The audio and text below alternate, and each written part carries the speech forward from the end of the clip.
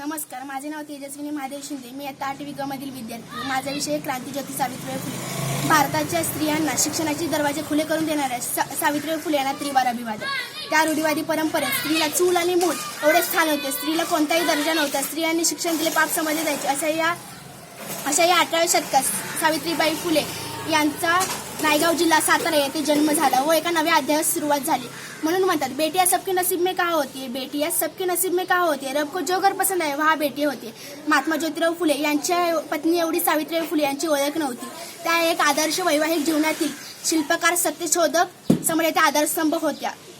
1848 मध्ये बुधवार पेठेतील भिडेवाड्यात मुलींची पहिली शाळा सावित्रीबाई व ज्योतिराव फुले यांनी सुरू केली. साऱ्या समाजाच्या विरोधाला न जोमानता त्यांनी मुलींचे शिक्षण चालू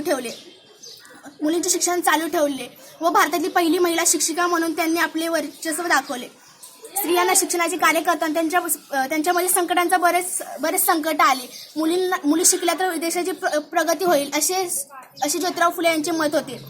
सावित्रीबाईंच्या अंगावर चिखल, दगड, शेण याचा मारा सहन करून न डगमगता त्यांनी आपले वर्चस्व चालू ठेवले. सावित्रीबाई फुले शिक्षणाचे तन मन धन अर्पण करून शिक्षणाचा महामंत्र देणारे सावित्रीबाई होय. ज्या बाणेदारपणाने लोकमान्य टिळकांनी ठासून सांगितले, स्वराज्य हा माझा जन्मसिद्ध हक्क आहे, तो मी मिळवणारच, असे ठासून सांगितले की सावित्रीबाईंची शिक्षणाविषयीची निष्ठा होती. म्हणून म्हणतात, विद्या हे धन आहे रे श्रेष्ठ साऱ्या धनाहून, विद्या हे धन आहे रे श्रेष्ठ साऱ्या धनाहून, तिचा साठा जयापाशी ज्ञानी तो मानती जन.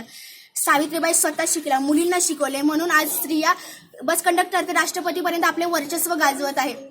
म्हणून सावित्रीबाईंना माझा विनम्र अभिवादन. धन्यवाद.